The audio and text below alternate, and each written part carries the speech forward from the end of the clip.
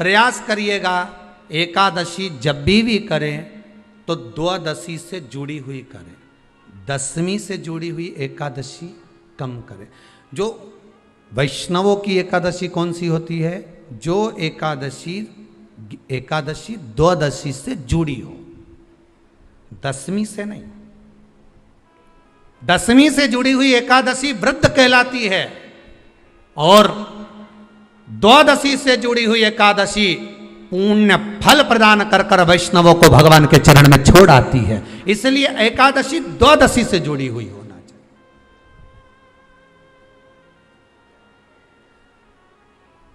अब कई लोग क्या करते हैं, जो दशमी से जुड़ी हुई एकादशी रहती है ना, उसको करते, पर वैष्णवों की जो एकादशी मान्य है, वैष्णव धर्म की जो एकादशी होती है वो द्वादशी से जुड़ी हुई होती है, वह 12 से जुड़ी हुई होती है, द्वादशी से जुड़ी होना चाहिए महाराज। तो वो वैष्णव जो एकादशी होती है, वैष्णवों की एकादशी होती है, वो द्वादशी से जुड़ी हुई पूर्णता का सुख देने वाली होती है। हमें घटने के साथ नहीं चलना, ध्यान दीजिएगा। हमें किसके साथ चलना है? बढ़ने के साथ, क्योंकि हमको आगे बढ़ना है कि पीछे आना है।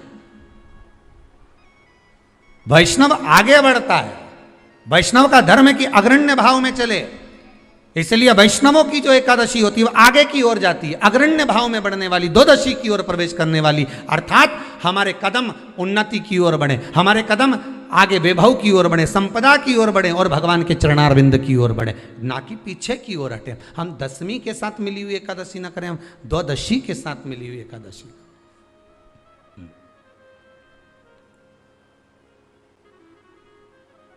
वैष्णव एकादशी, फिर अगला वर्णन किया गया महाराज। शास्त्र कहता है, अगला वर्णन जो किया गया उसमें बताया, प्रयास करें जिस दिन एकादशी हो उस दिन घर में बुआरी झाड़ू आदि जो लगती है वो दूसरा लगा ले। क्यों? उसका वर्णन है, अगर आप बुआरी लगाएंगे, झाड़ू लगाएंगे, पोछा लगाएंगे तो हो सकता है कोई जीव आपके हाथ के द्वारा मर जाए। अब एक बार ये कथा हमने काशी में कह दी थी, तो एक अम्मा खड़ी हो गई और उन्होंने कहा, महाराज जी हम तो दोनों ही हैं और मेरी रे एकादशी, तो मैं पोछा किससे लगूं? अब मैंने कहा अम्मा तू तो रहने दे, तू ही लगा ले। अब हम कह दें कि अब एक तो बोल रहे कि हम घर में दो और आप कह रहे हो कि जिसका व्रत रहे वो पोछा ना, तो मत लगाओ, छोड़ दो एक दिन, कोई जरूरी है झाड़ू लगा लिया सब पोछा। तो प्रयास करो कि कोई जीव ना मरे, प्रयास करो। बहुत ध्यान से आज की कथा सुनना कि एकादशी का आपसे आपके बच्चे पूछेंगे, मम्मी हम भगवान विष्णु का दर्शन करते हैं, हम राम जी का दर्शन करते हैं, हम कृष्ण भगवान का दर्शन करते हैं, हम भवानी माता का दर्शन करते हैं, हम शंकर जी का दर्शन करते हैं, हम सारे देवी देवताओं का दर्शन करते हैं, पर ये एकादशी माता तो कभी नजर ही नहीं आती। पूछेंगे कि नहीं पूछेंगे कि तुम जिस एकादशी का व्रत करते हो इनका जन्म कहां से हुआ, कहां जन्मी थी? एकादशी की जन्म स्थली कहां है? भाई भगवान कृष्ण की जन्मस्थली तो मथुरा है, श्री राम जी महाराज की जन्मस्थली बोल दो जम के अयोध्या है।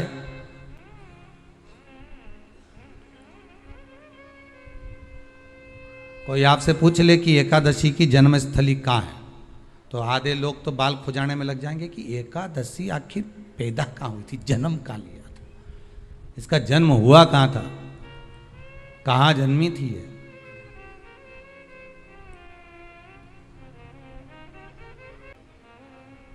और अगर मान लो जन्म स्थल एकादशी का है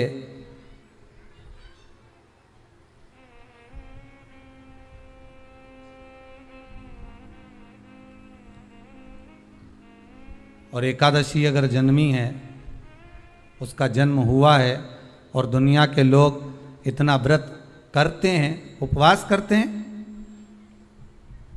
तो फिर इसका जन्म स्थल कहाँ होगा? तो कहा इसका जो जन्म स्थल है वो बद्रीनाथ। कहाँ पर है? बद्रीनाथ। और उस बद्री विशाल में भी एक गुफा जिसका नाम है हेमवती। क्या नाम है? हेमवती। उस गुफा में एकादशी का जन्म स्थल है। बद्री विशाल में हेमवती गुफा, जो 12 योजन अंदर प्रवेश करने जितनी है, 12 योजन की गुफा के अंदर, हेमवती के अंदर एकादशी का प्रागट्य हुआ था, एकादशी का जन्म हुआ था।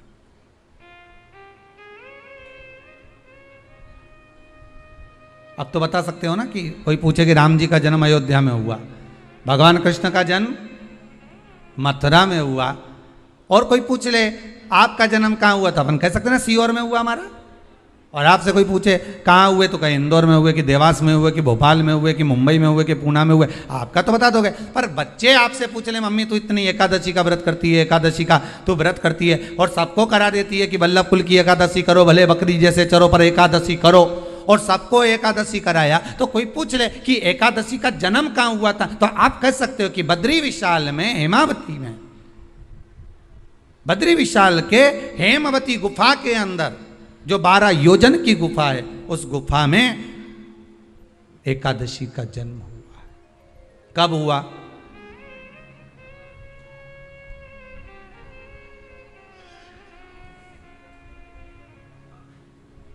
जन्म होने का कारण, राम जी के जन्म होने का कारण था रावण का संहार। भगवान कृष्ण के जन्म होने का कारण था कंस का संहार। नरसिंह भगवान के जन्म होने का कारण, प्रकट होने का कारण था हिरण्यकशिपु का संहार। वराह भगवान के प्रकट होने का कारण था कि पृथ्वी को जल पर लाकर ठहराना, हिरण्याक्ष का संहार।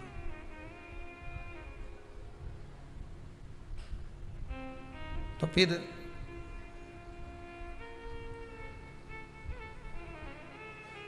इसके जन्म का कारण क्या है?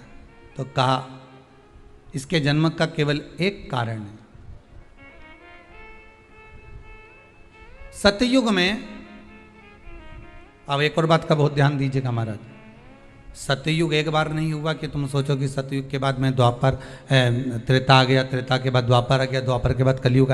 एक सतयुग नहीं है, एक त्रेता नहीं है, एक द्वापर नहीं है। ना जाने कितने कितने सतयुग निकल गए, ना जाने कितने कितने द्वापर, त्रेता, कलयुग, ना जाने कितने निकल गए।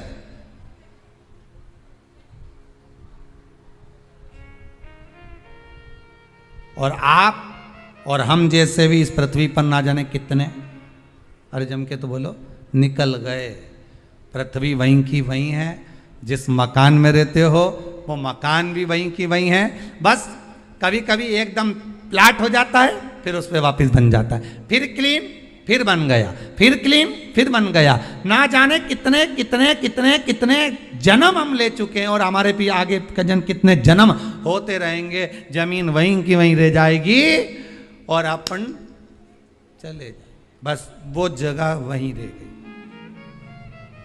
जो पहले परदादाजी की थी, दादाजी को मिल गई, दादाजी की थी, पिताजी को मिल गई, पिताजी की थी, उनके बेटे को मिल गई, उनके बेटे से उनको बेटों को मिल गई। मिलते मिलते मिलते मिलते कब वो जमीन भी बिक गई समय की अवस्था में, फिर दूसरे की हो गई। और हम सोच कर रह गए कि ये हमारा है, हम इसके लिए लड़ाई करें, झगड़ा करें, हम केवल इस जमीन के लिए, जरा सी प्रॉपर्टी के लिए अदालत में खड़े, अपना समय बर्बाद कर दिया, और जो पाना था वो छोड़ दिया।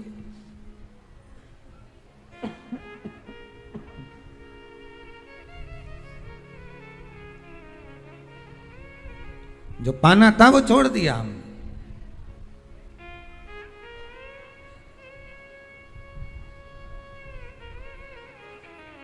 असली रजिस्ट्री तो ये शिव महापुराण की कथा है, जिसमें बैठकर आप 3 घंटा भगवान की भक्ति को जो धारण कर रहे हो, 3 घंटा जो भगवान की कथा को आप श्रवण कर रहे हो, 3 घंटा जो भगवान की भक्ति में आप डूबे हुए हो, 3 घंटा जो भगवत स्मरण में आप लगे हुए हो, बस यही असली रजिस्ट्री है, यही वहाँ काम आने वाली है। इसके सिवाय कुछ काम नहीं आएगा। धन दौलत माल खजाना सब पड़ा की पड़ा रह जाना, सब धरा की धरा। एक बहुत सुंदर संवाद हमारे शास्त्रों में मिलता है कि एक ग्वाले की गाय गर्मी के दिनों में चारा नहीं खा रही, क्योंकि उस गाय का नियम था कि वो हरा चारा ही खाती थी। अब गर्मी में कहाँ से हरा चारा मिलेगा? गर्मी में तो केवल सूखा भूसा मिल जाता है। अब वो ग्वाला भूसा गाय को देता है, पर गाय खाती नहीं। गाय दुबली हो गई एकदम, और गाय का जो मालिक था वो बड़ा दुखी हो गया कि मेरी गाय भूखी रहती है, कुछ खाती नहीं है, भूसा खाती नहीं है, सूखा चारा खाती नहीं है, इसको तो हरी घास चाहिए, हरी दूबा चाहिए। अब गर्मी में, बैसाख के महीने में इतनी गर्मी में कहाँ से हम हरी दूबा हरी घास लाएंगे? गाय एकदम दुबली हो गई, उसकी हड्डियां दिखने लगी, मांसपेशियां नहीं दिख रही। दुखी था, बैठा था। उसके मित्र ने पूछा कि तू इतना दुखी क्यों हो गया? तो उसने कहा मेरी गाय कुछ खा नहीं रही है। वह हरा चारा खाती थी, पर अब गर्मी में हरा चारा नहीं मिलता, भूसा ही भूसा है, तो भूसा खा नहीं रही। उसने कहा इतनी सी बात, चल मेरे गुरुजी के पास चलते। गुरुजी के पास गए। गुरुदेव ने पूछा क्या बात है भाई, क्यों आना हुआ? कहा इसकी गाय चारा नहीं खा रही। गाय चारा नहीं खा रही? नहीं खा। अब क्यों नहीं खा रही? उसकी आदत में है, वो हरा चारा खाती है, और ये सूखा भूसा गाय नहीं खा रही, इसलिए दुबली हो गई है वो। अब करूं तो करूं क्या? गुरुजी ने कहा एक काम करो, उसके लिए चारे का कलर चेंज कर दो।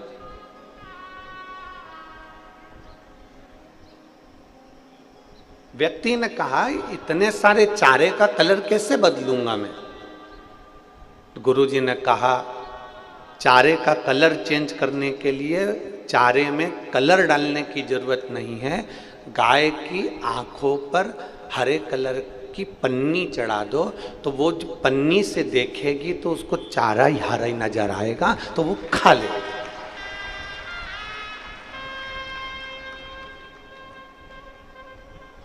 अब बहुत ध्यान देना इस चरित्र को, केवल गाय के चरित्र से अपने को अपना चरित्र देखना है। ये पूरी दुनिया भूसा है। आप इसको ग्रहण करना चाहते हो, आप इसको बदलना चाहते हो। मैं अपने भाई को बदल लूँ, मैं अपनी मम्मी को बदलूँ, मैं अपने पापा को बदलूँ, मैं उनका रहने का तरीका बदलूँ, मैं अपने घर को बदलूँ, मैं अपने काका को बदलूँ, मैं अपनी ताऊ को बदलूँ, मैं अपने मामा को बदलूँ, मैं अपनी बुआ को बदलूँ। सारी दुनिया दूसरे को बदलने में लगी है। शिव महापुराण की कथा कहती है किसी को मत बदलो, ये भूसा भूसा ही रहेगा, दुनिया ऐसी ही रहेगी, बस अपनी आंखों पर शिव पुराण का चश्मा चढ़ा लो।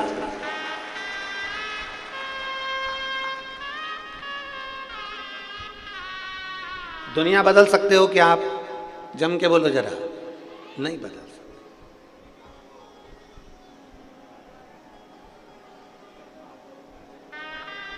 सारी दुनिया चिल्ला रही है सनातन धर्म को बचा लो रे, सनातन धर्म को बचा लो रे, सनातन धर्म को बचा लो रे। उसके बाद भी लोग सनातन धर्म पर उंगली उठाते हैं और सनातन धर्म को गालियां देते हैं, अपने अपनों को गालियां देते हैं, तो फिर कैसे बचे? आप दुनिया को नहीं बदल सकते, ये ऐसी ही रहने वाली है। भूसा कभी हरा चारा नहीं बन सकता, उसमें कितना भी कलर मिला लो, चतुरता गुरु से सीखो। गुरु जी ने कहा गाय के ऊपर हरे कलर की उसकी आंखों पर पन्नी चढ़ा दो तो उसको चारा हरा दिखने लगेगा। उसी तरह अपने को, दुनिया को नहीं बदलना, अपन अपनी आंखों पर भगवान के नाम का ऐसा चश्मा चढ़ाओ जिससे हर एक में शिव नजर आना प्रारंभ हो जाए, हर एक में परमात्मा नजर आना प्रारंभ हो जाए। हम अपनी दृष्टि से कभी कुछ गलत देखे ही ना। जिस दिन अपनी वाणी से सुबह 4 बजे से लेकर रात्रि को सोते समय तक तुम्हारी अपनी वाणी से तुमने किसी को अपशब्द नहीं कहा, तुम्हारे मुख से निंदा नहीं निकली, तुम्हारे मुख से अपशब्द नहीं निकला, तुम्हारे मुख से किसी की बुराई नहीं निकली, तुम्हारे मुख से किसी के लिए गाली नहीं निकली, तो समझ लेना वो दिन तुम्हारा नहीं था, तुम्हारे पूर्वजों का, तुम्हारे पितरों का, तुम्हारे भगवान का दिन था।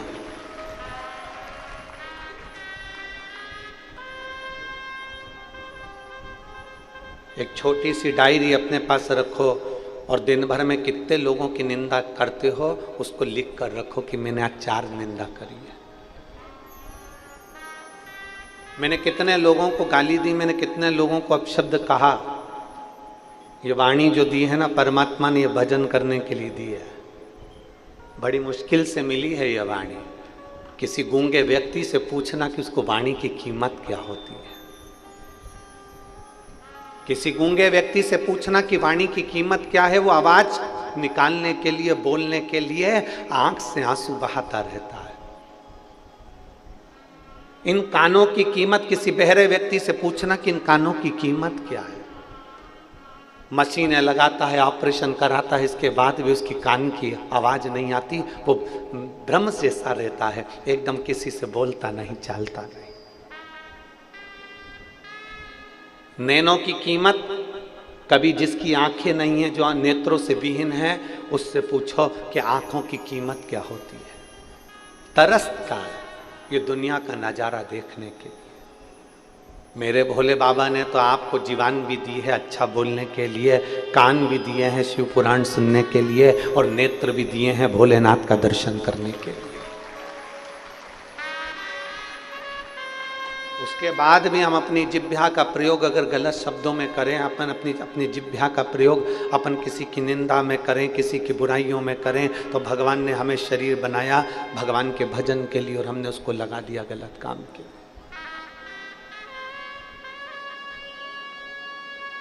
हमें दुनिया को नहीं बदलना।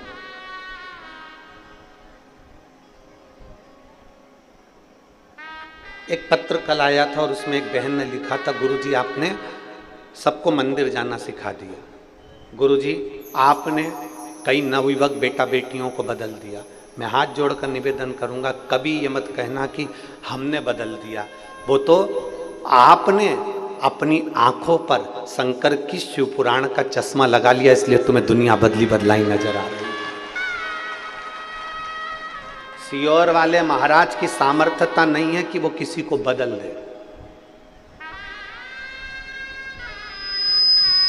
ये हमारी सामर्थ्यता नहीं है कि हम कुछ बदल सके, ये हमारे बस की बात नहीं है। ये तो आपने कथा सुनते सुनते सुनते सुनते अपने आप को बदल लिया। जब अपने आप को बदला, आपने मंदिर जाना चालू करा, आपने पशुपति व्रत करना प्रारंभ करा, आपने बेलपत्र चढ़ाना प्रारंभ करा, आपने धतूरा चढ़ाना प्रारंभ करा, आपने मंदिर में सफाई करना प्रारंभ करा, तो पड़ोसन को लगा कि रोज मंदिर में जल चढ़ा रही है इसलिए भगवान इसकी सुन रहा है, तो पड़ोसन मंदिर जाना प्रारंभ करी। पड़ोसन को देखकर धड़ोसन जाना प्रारंभ करी, धड़ोसन को देखकर अड़ोसन जाना प्रारंभ करी। हम नहीं बदले, अर्थात हमने किसी को नहीं बदला, आपने अपनी दिनचर्या बदल ली, आपने अपना जीवन बदल लिया। तो आपने अपने पूरे के पूरे परतवाड़ा को, अमरावती को, सिरज गांव को, बलगांव को, अंजन गांव को, जितने जितने गांव हैं सबको तुमने बदला। सियोर वाले महाराज की सामर्थ्यता नहीं है कि वो बदल दे, वो क्या बदलेगा। हमारी कोई सामर्थ्यता नहीं कि हम कुछ बदल सके, हम कुछ कर सके। ये आपकी सामर्थ्यता। और बुरा जो देखन में चली और बुरा न मिलिया कोई। संसार में बुरा कोई नहीं है। हमने पहले दिन की कथा में कहा था, ना सास बुरी होती है, ना ननन बुरी होती है, ना बहू बुरी होती है। अगर बहू बुरी होती तो सास अपनी जेवर तुड़वाकर बहू को चढ़ावे में नहीं चढ़ाते। बोलो सही है? और अगर बहू सास बुरी होती तो वो जेवर नहीं देती, वो कपड़े नहीं देती, वो गालियां ही देती। और बहू बुरी होती ना तो वो अपना घर छोड़कर तुम्हारे घर में नहीं आते। ना सास बुरी है ना बहू बुरी है, बुरा एक समय होता है, उस समय को थोड़ा सा टल जाने दो, उस समय को थोड़ा सा निकल जाने दो, अपने आप अपना जीवन आनंदमय हो जाता है।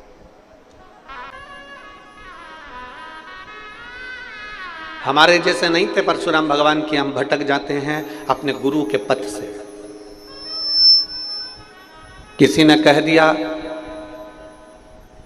उनके यहाँ चल चलो, वहां से तुमको ये फायदा हो जाएगा। किसी ने कह दिया वहां चल चलो, वहां से गड़ा हुआ धन मिल जाएगा।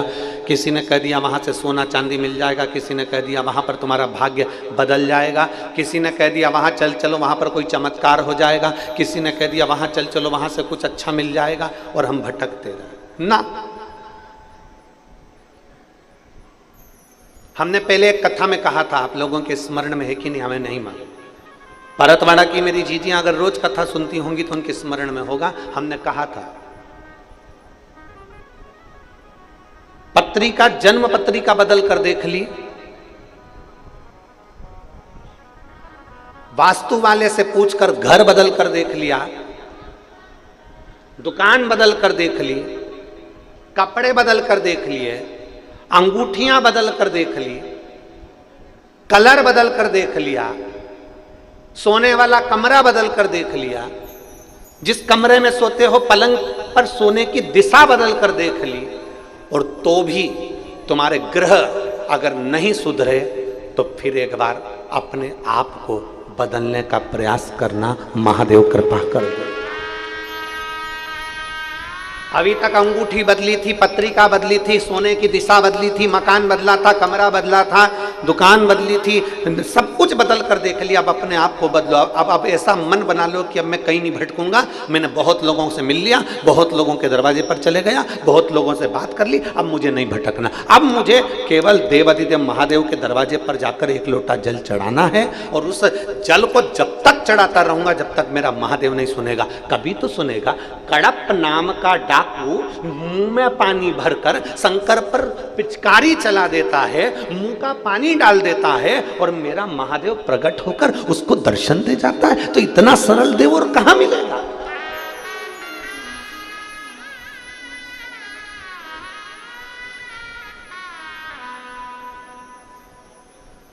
इतना सरल देव कहां प्राप्त हो? विचार करिए। हम दुनिया में रहते हैं ना, हम हमारे मोहल्ले को बदलने का प्रयास कर रहे हैं। मेरे कॉलोनी के लोग बदलना चाहिए, मैं जैसा बोलूं ना वैसा करना।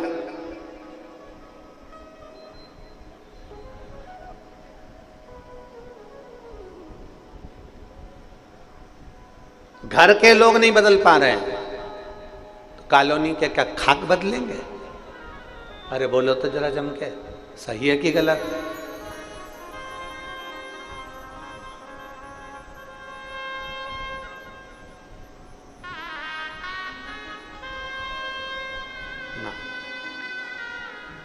व्यर्थ की बातें हैं कि हम इसको बदल देंगे, हम उसको बदल देंगे। जो ज़्यादा बहुत ऊंची ऊंची बातें करते हैं ना, वो घर पे खुद चाय बना के पीते हैं, उनकी लुगाई तक उनको चाय नहीं देती। इसलिए व्यर्थ की बातें नहीं करना। अपने को जो हो सकता है ना, अपन वो बात करें। शिव महापुराण कभी व्यर्थ की बात नहीं करती कि बात वो करो जो कर सकते हो। तुम तुम्हारी पड़ोसन को बदल सकते हो क्या? यहाँ इतनी जीजी बैठी है, ईमानदारी से बोल दो, पड़ोसन बदल सकते हो? तुम तुम्हारी बहू को बदल सकती हो क्या? बहू से रोज कहती हो मंदिर जाया कर, सुबह जल्दी उठाकर, 4 बजे उठाकर, ऐसा करा कर, झाड़ू लगा लिया कर, चाय बनाया कर, तो हाथ पैर धोकर बढ़िया स्नान कर कर चाय बनाया कर, और तू ऐसा करा कर। बोलो ईमानदारी की बात, तुम्हारा बाल धोला हो गया पर वो नहीं सुधरी। और बहुएं सास को सुधारने में लगी हैं। मम्मी तुम देखो, 4 लोगों में बात होती है ना तो तुम ऐसे बात करा करो। मम्मी तुम देखो ये कितना फैला के रखती हो। मम्मी तुम ऐसे रहा करो ना। मम्मी तुम ऐसा करा करो ना। ईमानदारी से बोलो, उसने पूरे बाल सफेद कर लिए, नहीं सुधरी तो अब कहीं सुधरे? तो 2 साल की आई हुई तू सुधार देगी? उसके पति से पूछो, तुम्हारे ससुर जी से।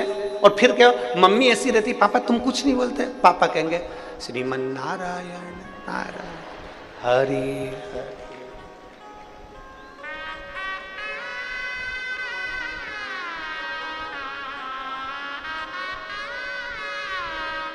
ससुर भी कह देंगे बहू घर में रहना है तो भजन कर ले पड़ी पड़ी, कुछ मत। ससुर भी कह देंगे बेटा मेरे इतने बाल उड़ गए रही, सब चलेगा। क्या वो, हम किसको बदलना चाहते हैं? मेरा सासू माओं से निवेदन है, आप बहू को बदलने का प्रयास मत करो, और बहुओं से निवेदन है तुम सास को बदलने का प्रयास मत करो। एक काम आज अक्षय तृतीया से कर लो, हम अपने आप को बदलेंगे, हमें दूसरे से मत। और तुम बदल कर देखो फिर मजा आएगा, तुम बदल कर देखो फिर जिंदगी जीने का एक आनंद आएगा। तुम बदल कर देखो अपने आप को, और जिस दिन तुमने अपने आप को बदल लिया उस दिन जीवन का आनंद है। और पर करें तो करें क्या महाराज, हम सबको बदलना चाहते हैं, पर अपने आप को हम कभी बदलना नहीं चाहते। जब हम अपने आप को नहीं बदल सकते तो दुनिया कैसे बदलेगी? गायत्री परिवार वाले कहते हैं हम सुधरेंगे, जम जम के बोलो जरा, हम सुधरेंगे युग सुधरेगा, हम बदलेंगे युग बदलेगा। हम बदले तो पहले। माता पार्वती जी जब कैलाश पर आई तो शेर पर बैठकर पार्वती जी अलग आई, और शंकर भगवान नंदी पर बैठकर अलग आए थे क्या? जम के बोलो जरा। नहीं, शंकर और पार्वती काय पे बैठ के आए थे विदाई के समय पे? बोलो बोलो जम के, नंदी पर।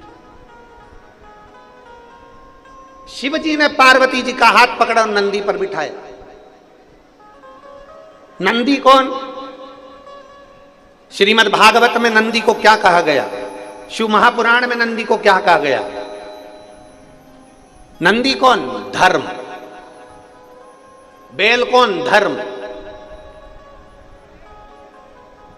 श्रीमद् भागवत में वर्णन आता है 4 चरण धर्म के। नंदी कौन है? धर्म। पार्वती जी काय पर बैठी हैं? जम के बोलो जरा। शंकर जी के साथ काय पे बैठी विदाई के समय पर?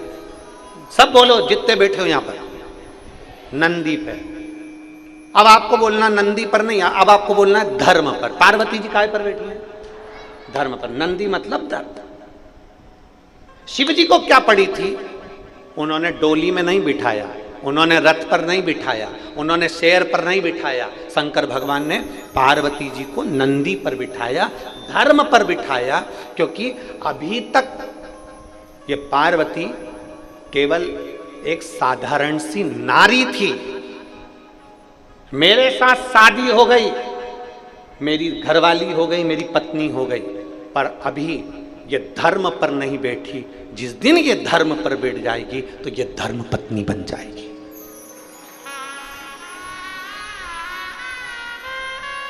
अपनी पत्नी को धर्म पत्नी बनाने के लिए धर्म पर बिठाया गया है।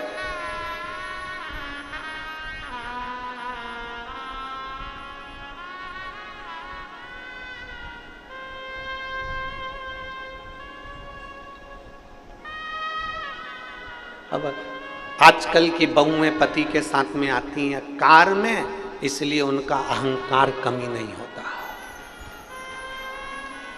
इसलिए उनका अहंकार कम नहीं होता। मेरी माता पार्वती जी आई थी धर्म पर चढ़कर, मेरी माता पार्वती जी आई थी नंदी पर चढ़कर, धर्म की सवारी करी, धर्म पर बैठकर आई अपने पति के साथ, इसलिए धर्म पत्नी कहलाई। और धर्म पत्नी का फर्ज क्या होता है, जरा ध्यान से सुनिएगा शिव महापुराण के इस संवाद को। धर्म पत्नी का फर्ज क्या होता है? माता सती शंकर भगवान के साथ में कथा सुनने गई, उसका मन नहीं लगा माता सती का और जलकर भस्म हो गई। धर्म पत्नी का फर्ज क्या होता है? धर्म पत्नी उसको, पत्नी और धर्म पत्नी, पत्नी उसको कहते हैं जो पति को पतन के रास्ते पर ले जाए, पत्नी उसको कहते हैं जो पति को सिनेमा घर ले जाए, पत्नी उसको कहते हैं जो पति को मायके ले जाए, पत्नी उसको कहते हैं जो पति को मॉल घुमाने ले जाए, पत्नी उसको कहते हैं जो पति को अमरावती शॉपिंग कराने ले जाए, पत्नी उसको कहते हैं जो पति को केवल कहीं ना कहीं घुमाने फिराने ले जाए, और धर्म पत्नी उसको कहते हैं जो परतवाड़ा की शिव महापुराण में अपने पति को लेकर आ जाए।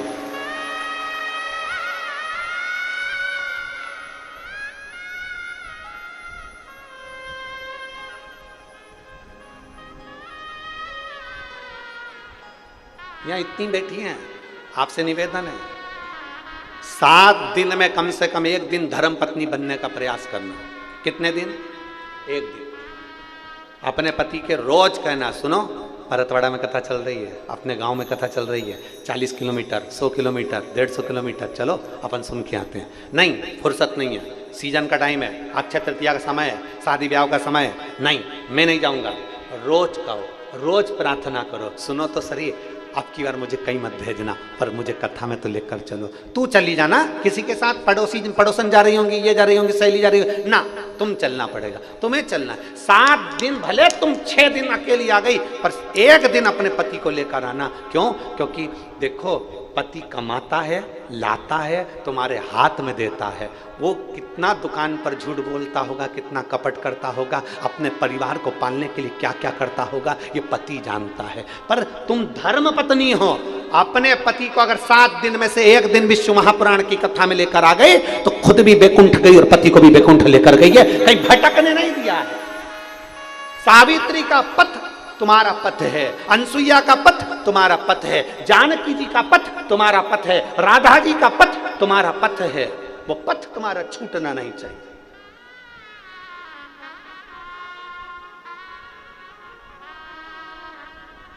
सुनो तो चलो ना, मैं नहीं जाऊं, तू चली जा, मैं टीवी पर सुन लूंगी। टीवी पे तो रोज ही सुनते हैं, अपने नगर में आई है, पास में हो रही है, चलो तो, चलो तो।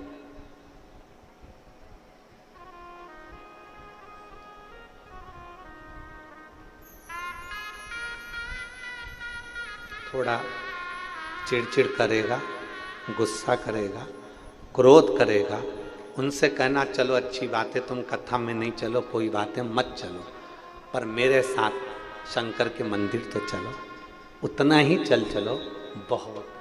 शिव के दरवाजे तक तो जाओ, शिव की चौखट तक तो पहुंचो। पत्नी और धर्म पत्नी में अंतर है। पार्वती मैया धर्म पत्नी थी, इसलिए जैसे ही शादी कर आई, नंदी पर बैठ कर आई, नंदी पर बैठ कर आते से ही माता पार्वती मैया जैसे नंदी पर बैठ कर आई, शंकर भगवान ने नंदी पे से पार्वती जी को नीचे उतारा। नीचे उतारने के बाद पार्वती जी से कहा चलो अब यहाँ बैठो। एक बड़ा सा ओटला बना हुआ था, उस ओटले पर पार्वती जी बैठ गई। जैसे ही वो ओटले पर पार्वती जी बैठी, 1 घंटा, 2 घंटा, 3 घंटा, 4 घंटा हो गया। पार्वती जी को जब 4 घंटे हो गए तो उन्होंने भगवान शंकर से पूछा, भोलेनाथ जी प्रभु घर कब चले? पार्वती जी ने पूछा घर कब चलेंगे? शंकर भगवान बोले यही तो घर है,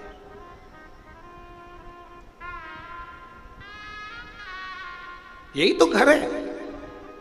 पार्वती जी बोलती हैं ये तो सारा वीराना पड़ा हुआ है, ये सारा वीराना शमशान जैसा दिखता है, शमशान, ये सारा वीरान पड़ा हुआ है।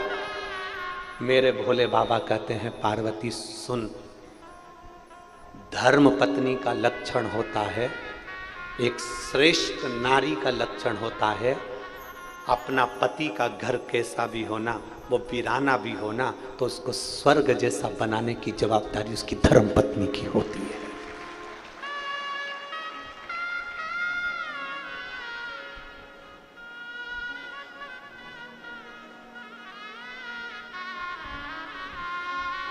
एक नारी की जवाबदारी होती है घर को स्वर्ग जैसा बनाने की, गौलाक धाम जैसा बनाने की, अच्छा बनाने की जवाबदारी एक धर्म पत्नी की होती है। पर शादी करके आने के 1-2 महीने तक तो धर्म पत्नी काम करती दिखती है, गिलास पड़ा है उठा कर ले जाएगी, झाड़ू भी लगा लेगी, उठ भी जाएगी, सिर पे पल्लू मल्लू रख के बढ़िया काम वाम भी करती दिखेगी, पर 2-3 महीने के बाद में ना जाने इसको कौन सा भूत चढ़ जाता है। फिर तो कप पड़ा है चाय का, पड़े रहने दो, गिलास पड़ा है पड़े रहने दो, सामान पड़ा है पड़े रहने दो। शिव महापुराण की कथा कहती है सारी दुनिया में बहुएं पूछती फिरती हैं हमारा भाग्य कब चमकेगा, हमारा भाग्य कब चमकेगा, हमारा भाग्य कब चमकेगा। हम उनसे निवेदन करना चाहेंगे आपके ससुर के, सास के और पति के बर्तन जब बर्तन वाली चमका रही है तो बर्तन वाली का भाग्य चमकता है। जिस दिन तुम अपने ससुर, सास और पति के बर्तन चमकाना प्रारंभ कर दोगे उस दिन तुम्हारा भाग्य चमक जाएगा।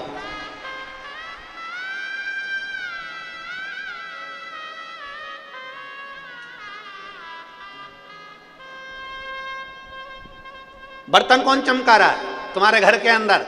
तुम तो बढ़िया आराम से मोबाइल,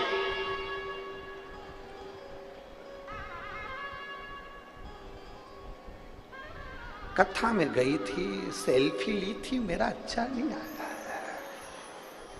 बाजू वाली से कहा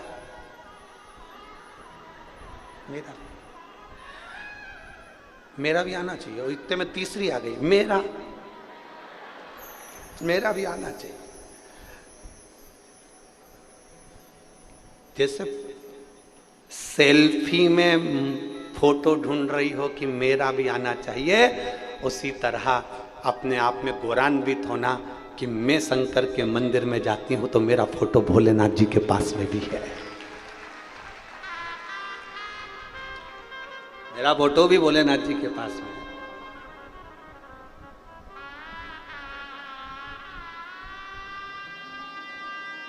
वो ना जाने कौन सा एक गाना था, तेरा फोटो में सीने से चिपका के, ऐसा कुछ।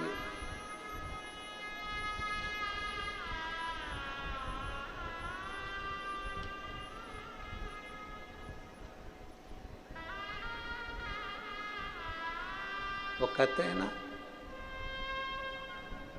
आम है आज भी तेरे जलवे,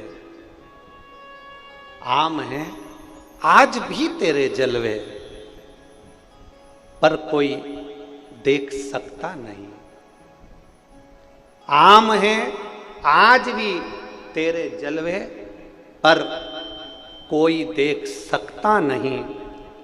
सबकी आंखों पर पर्दा पड़ा है, तेरे चेहरे पर कोई पर्दा नहीं, तेरे चेहरे पर कोई। शिव और शंकर के भक्त के बीच में कोई पर्दा नहीं होता, भक्त और भगवान के बीच में कोई पर्दा नहीं होता, भक्त और भगवान के बीच में कोई पर्दा नहीं, कोई पर्दा। पार्वती जी ने कहा कि ये जो चबूतरे पर तुमने मुझे बिठाया है ये अपना घर है? शंकर भगवान बोले हाँ। तो इस पे कोई छत मत तो है ही नहीं। ये शंकर जी बोले शमशान है ना, मसान में छत थोड़ी ना होती, 2-3 मंजिल का मकान थोड़ी ना होता है। पार्वती जी ने पूछ लिया, बस इतनी ही प्रॉपर्टी है तुम्हारी? पार्वती जी ने पूछा केवल इतनी प्रॉपर्टी है तुम्हारी? शंकर भगवान बोले नहीं, परतवाड़ा में चले जाओ, 2-3 वहां भी अपनी है। पूरे भारत की भूमि पर पार्वती तू तेरी मर्जी पड़े जहां चली जाओ, भारत से मतलब नहीं है, विदेश में भी घूमिया, जहां जाएगी ना वहां अपनी प्रॉपर्टी अलग ही लिखा हुआ मिलेगा, शमशान। हर जगह पे अपना प्लाट है, हर जगह अपना ही। दुनिया के लोगों का तो एक जगह पर जमीन रहती है, एक जगह पर नाम रहता है, जहां जाओ वहां शमशान मिल ही जाता है, और शमशान 1, 2, 3 तो मिलेंगे ही सरी।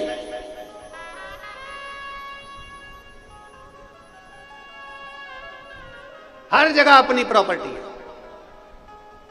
तो पार्वती जी ने तुरंत देव अधिदेव महादेव से कहा, भोले बाबा आप ये बताएं कि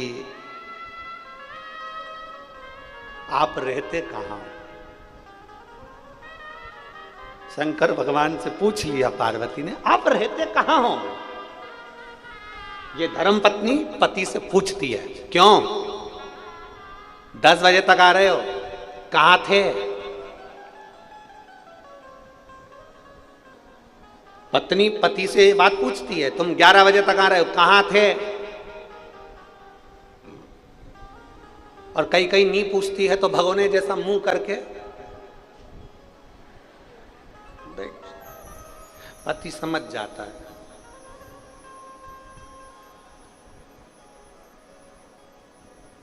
पति को समझ में आ गया, आज सप्तश्रृंगी माता परतवाड़ा में आई है। पति को समझ में ध्यान में आ गया। पार्वती जी ने पूछा, आप रहते कहां हो? आपके रहने का स्थान कौन सा है? रामचरितमानस में संतों के पास में, साधुओं के पास में, सन्यासियों के पास में, तपस्वियों के पास में बैठकर मेरे राम जी भी पूछते हैं मैं कहां रहूं। मेरे राघव जी भी पूछते हैं मैं कहां रहूं, कहां।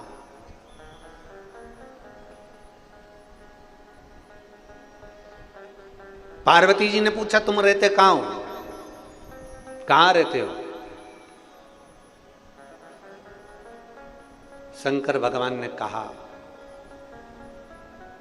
जिसके हृदय में छल नहीं, कपट नहीं, बेईमानी नहीं, प्रपंच नहीं, जिसका हृदय मेरे जैसा, भोले के जैसा जो भोला होता है, शंकर भगवान कहते हैं उसके दिल में मेरा निवास होता है,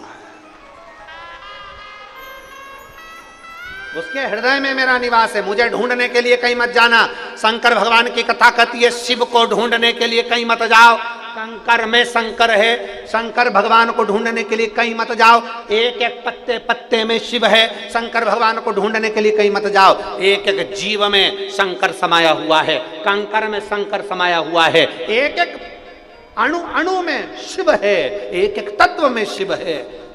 जल में, अग्नि में, भूमि में, मिट्टी में, तुम जिसमें देखोगे सब में शंकर है।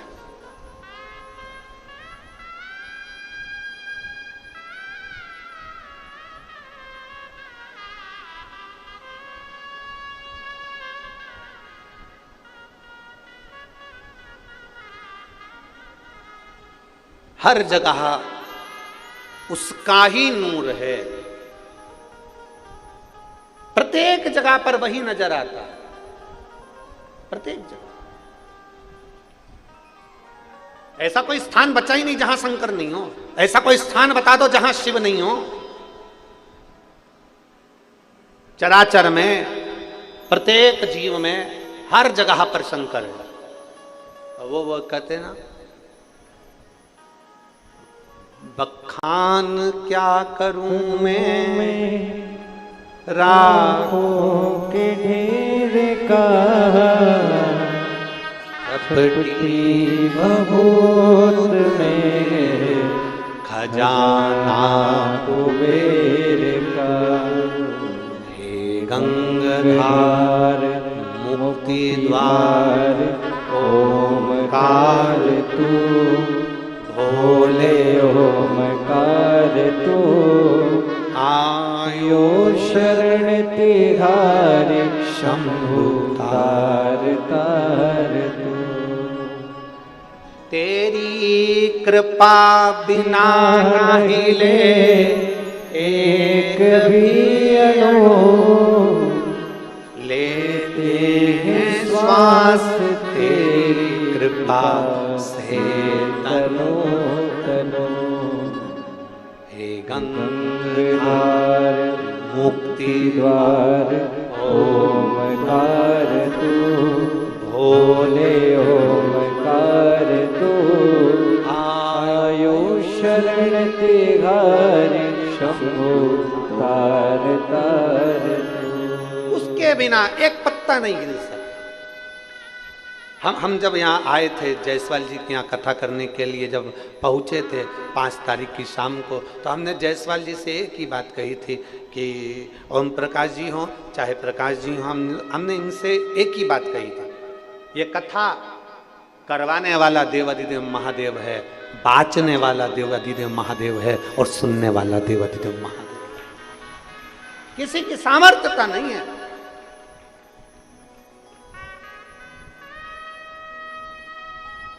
आप खुद अपने लिए छाता लगाते हो। शिव महापुराण को बाचते बाचते कई साल निकल गए, कई वर्ष निकल गए, लगातार कथा करते करते करते करते, और इस व्यासपीठ ने देखा है जहाँ शिव पुराण की कथा होती है, जितनी देर कथा चलती है उतनी देर मेरा बाबा ऐसे छाँव कर कर बैठा रहता है और अपने भक्तों को कथा सुनाता रहता है।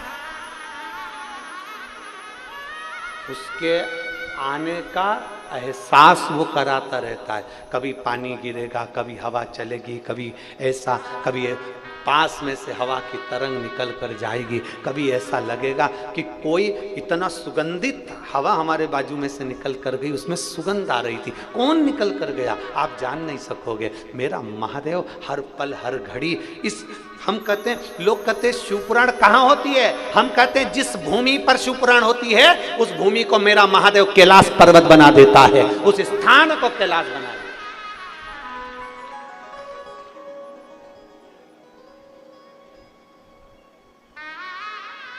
आज हमारे वो प्रकाश जी कह रहे थे, जायसवाल जी, प्रकाश जी जायसवाल जी कह रहे थे, गुरुजी जहाँ व्यासपीठ बनी है ना, इस स्थान पर अब हम प्रयास करेंगे कि शंकर भगवान का कोई ऐसा स्थान बने जिस जगह पर भक्तों का आना और दर्शन करना चालू है। मैं साधुवाद देता हूँ प्रकाश जी आपको, बहुत बहुत साधुवाद।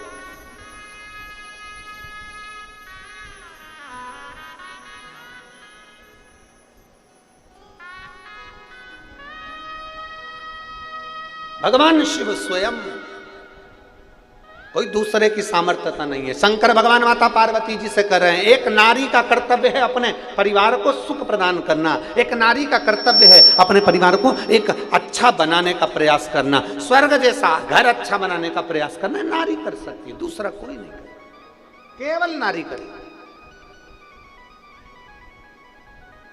और देख लिया संसार हमने देख लिया, सब मतलब के यार हमने देख लिया, झूठे नाते झूठे रिश्ते, झूठे नाते झूठे रिश्ते, झूठा है संसार हमने देख लिया, सब मतलब के यार हमने देख लिया, देख लिया संसार हमने देख लिया, सब मतलब के यार हमने देख लिया। ये संपूर्ण विश्व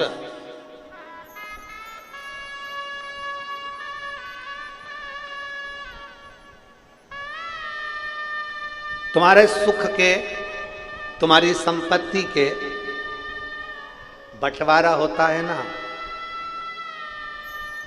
तो सबसे आगे परिवार वाले खड़े होते हैं।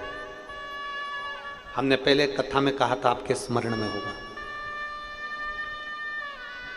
बारात जाती है ना, दूल्हा जाता है, अरे बोलो तो जम के, दूल्हे के आगे बाराती नाचते हैं कि पीछे नाचते हैं? जम के बोलो जी, आगे।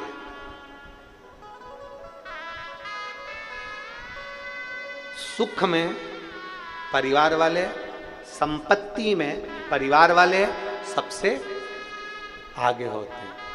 और जब कोई मरता है ना, मुर्दे को लेकर जाते हैं, तो सब आगे चलते हैं कि पीछे? पीछे। ये दुनिया की रीत है। सुख है तुम्हारे पास में, सब आगे रहेंगे, अरे भैया जी, अरे काका जी, अरे नाना जी, अरे दादाजी, अरे मामा जी, अरे फूफा जी। सुख है तुम्हारे पास में, संपदा है तुम्हारे पास में, सब तुम्हारे आगे होंगे। और जैसे ही तुम्हारे को दुख पड़ गया, तकलीफ आ गई, कष्ट आ गया, सब पीछे, कोई आगे नहीं है। अरे सब मतलब के यार हमने देख लिया, झूठे नाते झूठे रिश्ते, झूठे नाते झूठे रिश्ते, झूठा है संसार हमने देख लिया, सब मतलब के यार हमने देख लिया। इनको परखना। संपदा के बंटवारे होंगे, सबसे आगे परिवार वाले होंगे। सुख के बंटवारे होंगे, सबसे आगे परिवार वाले होंगे। जैसे ही दुख पड़ेगा, उस दुख में परिवार वाले आगे नहीं होंगे। उस दुख में जो तुमने शंकर जी को एक लोटा जल चढ़ाया है, तुमने जो शिव महापुराण की कथा सुनी है, वो महादेव तुम्हारे साथ में होगा, कोई दूसरा नहीं, केवल शिव। एक पत्र है,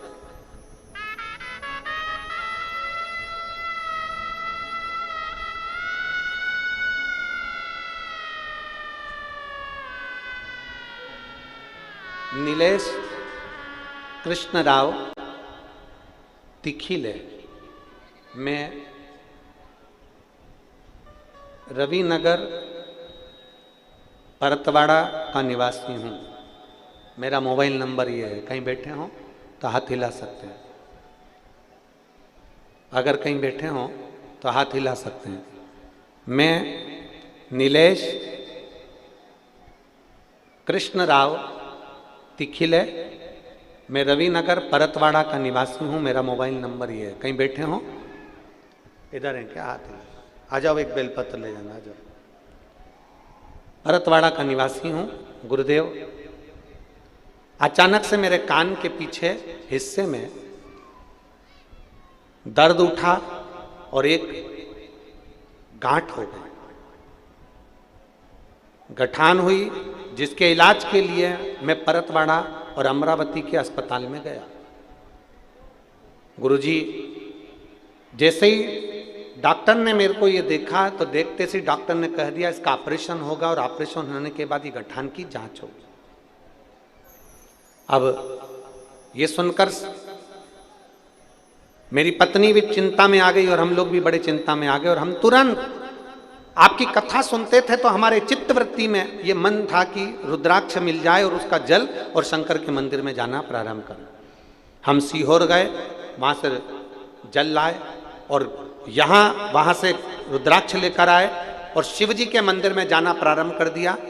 आप कहते हो कि अगर कैसी भी गांठ हो, कैसी भी तकलीफ हो, शिव जी पे चढ़ी हुई बेलपत्र नंदी के पास बैठकर कुंदकेश्वर महादेव के नाम से अगर खाई जाती है तो बाबा उस गठान को गला देता। गुरुदेव, हमने कुंदकेश्वर महादेव के नाम से उस बेलपत्र को खाना प्रारंभ करा। वापिस डॉक्टर को दिखाने के लिए गए तो डॉक्टर बोला कि इसका ऑपरेशन करा लो, उसकी जांच होगी। फिर हमने विचार करा कि ऑपरेशन अभी नहीं कराना और हम फिर शंकर जी के मंदिर में जाना प्रारंभ कर दिए। गुरुदेव, मैं बाबा का क्या गुणगान करूं। रुद्राक्ष का जल और बाबा के चरणों की एक बेलपत्र कुंदकेश्वर महादेव के नाम से जब खाना चालू करी और उसके बाद में हमने बाबा से विनती करी, बाबा कुछ भी करो, ऑपरेशन नहीं होना चाहिए। बाबा का चढ़ा हुआ जल हम उस गठान पर लगाने लगे। बाबा की कृपा से 15 दिन बाद हमने जांच कराई तो गठान पूरी गल चुकी थी। मैं बाबा को यहाँ नमन करने के लिए आया। ये शिव तत्व है, शंभू ओगड़ी है।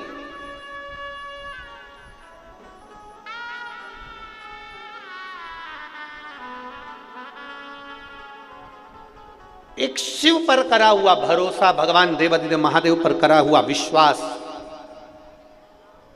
एक दृढ़ता, एक भरोसा, वो सहज नहीं हो सकता। फिर निवेदन करेंगे संसार वालों पर, परिवार वालों पर, संसार के लोगों पर भरोसा करोगे तो एक दिन वो भरोसे को तोड़ देंगे। पर यदि महादेव पर भरोसा करोगे तो वो भरोसा कभी टूटने वाला नहीं है, वो भरोसा हमेशा रहेगा। मेरा महादेव तुम्हारे भरोसे को टूटने नहीं देगा, कभी नहीं।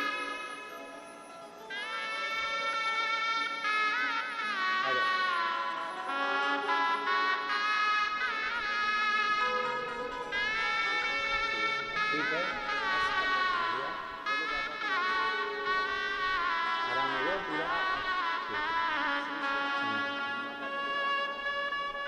खाली न जाता कोई दर से तुम्हारे, खाली न जाता कोई दर से तुम्हारे, मैं भी खड़ी हूँ नंगे बाहे पसारे, अपने गए से लगा लो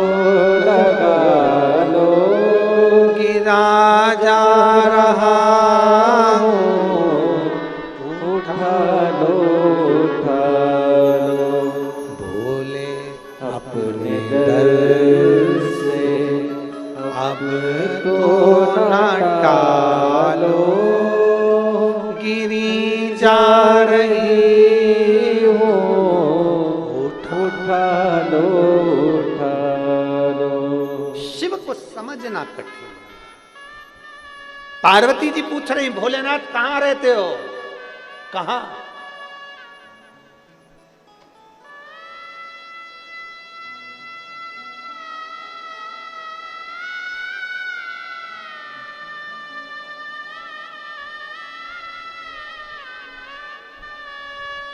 कहां रहते हो भोलेनाथ? शंकर जी कहते हैं अपने भक्त के दिल में, अपने भक्त के हृदय।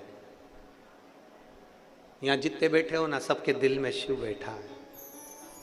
मेरा नमन है आपके भीतर विराजमान मेरे शंकर को, आपको प्रणाम करता हूं, नमन करता हूं। सब में शंकर, जितने मिले आपको बस आपकी दृष्टि पर चश्मा भगवान शिव की भक्ति का लगा लीजिए। गाय की आंखों पर भूसे को भी हरा करने के लिए हरा पन्नी लगाया गया था। आपके नयन पर भक्ति का चश्मा चढ़ा दो, शिव भक्ति का।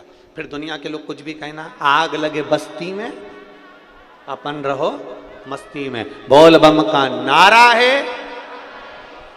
जरा जम के, अक्षय तृतीया का दिन है, बड़े भाव से बोल बम का नारा है। आज अक्षय तृतीया मतलब अखंड दिन है। जो भजन करोगे ये भी अखंड है, जो दान करा वो भी अखंड है, जो भक्ति करी वो भी अखंड है, और तुम चलकर भावा की कथा तक आए हो वो भी अखंड है, और शिव नाम भी अखंड है। अक्षय तृतीया जिसका कभी क्षय नहीं होगा। ये बहुत चतुर है जायसवाल परिवार, कम मत समझना इनको। इन्हें छाट के कथा लिए समय देख कर, क्यों बैसाख का महीना होना चाहिए, अक्षय तृतीया भी बीच में पड़ जाए, और बढ़िया भक्तों का खूब आनंद से जितने भक्त आए और प्रेम से जब कथा का रसपान करें तो उसका पुण्य अधिक से अधिक जीवों को प्राप्त हो। ये बहुत समझ की बात है, बहुत आनंद।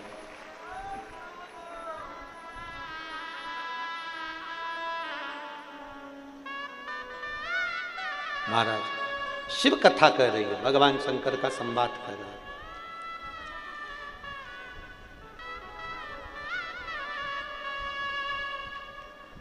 शंकर भगवान की उदारता का, भगवान देवदेव महादेव भगवान शिव का चरित्र कह रहा। पार्वती मैया शिव जी के साथ धर्म रूपी नंदी पर बैठकर धर्म पत्नी बनकर कैलाश पर आ गई।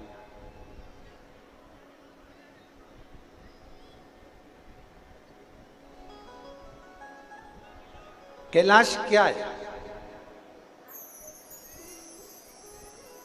शिव महापुराण की कथा कहती है कि जैसे दुनिया के लोग कहते हैं कि कैलाश जाना है, अच्छा, एक बधाई आपको और आज की कथा में हम दे दें। केदारनाथ बाबा के आज पट खुल रहे हैं, उसकी बधाई आप सब।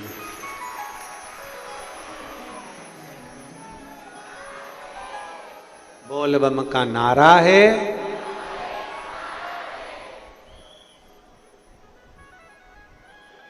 आप में से कई लोग ऐसे भी होंगे जो दर्शन के लिए जाने का प्लानिंग कर रहे होंगे। बाबा सबको दर्शन करने बुलाए, हम तो यही प्रार्थना करते हैं देवाधिदेव महादेव की कृपा सब पर बनी। कैलाश क्या है? लोग कहते हैं भगवान शंकर कैलाश पर रहते हैं। शिव महापुराण की कथा कहती है कैलाश है क्या? तो कहा कैलाश शीतलता है, कैलाश शांति है, कैलाश निर्मलता है, कैलाश सहजता है, कैलाश सरलता है, कैलाश मौनता है। शिव महापुराण की कथा कहती है मेरे भल भोलेनाथ लोग कहते हैं कैलाश पर रहते हैं, शिव पुराण कहती है जिस भक्त का हृदय शांत रहता है, शीतल रहता है, आनंद में रहता है, मेरा भोलेनाथ उसके दिल रूपी कैलाश में सदा विराजमान रहता है। कैलाश कोई दूसरा नहीं है, हमारा दिल, हमारा हृदय, ये कैलाश से कम थोड़ी ना। इसको समझने वाला चाहिए। जैसे एक व्यक्ति साइकिल चला रहा था,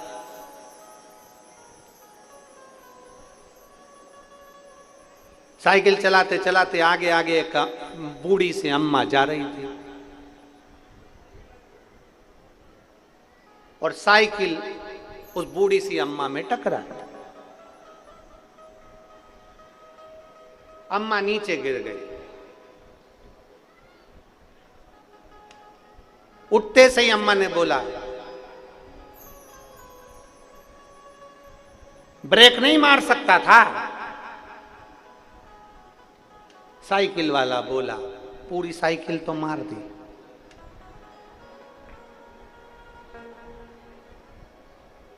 डोकरी अम्मा ने, बूढ़ी अम्मा ने निकाली चप्पल और जो धुनना चालू। अर्थात शिव महापुराण की कथा कहती है शंकर को पाने के लिए कहीं जाने की जरूरत नहीं, शिव को पाने के लिए अपने भीतर कैलाश को बनाना है। निर्मलता को, सहजता को, वात्सल्यता को, करुणता को हमें निर्मित करना है।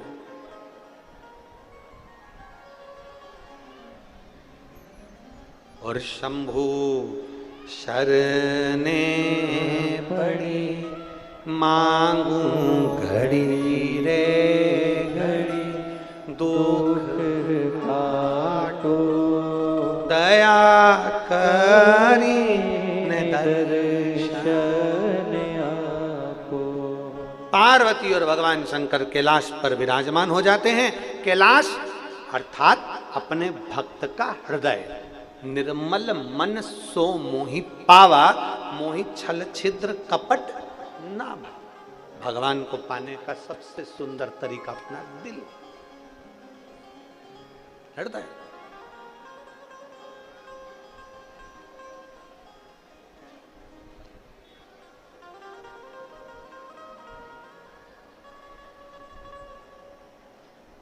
आज के जमाने में हर व्यक्ति कहता जरूर है कि मैं शिव जी का हूं, शंकर मेरे हैं, मैं शंकर का, शंकर मेरे हैं, पर वो अपनी ओरिजिनलिटी में शंकर का नहीं हो पाता। वो केवल दिखावे से होता।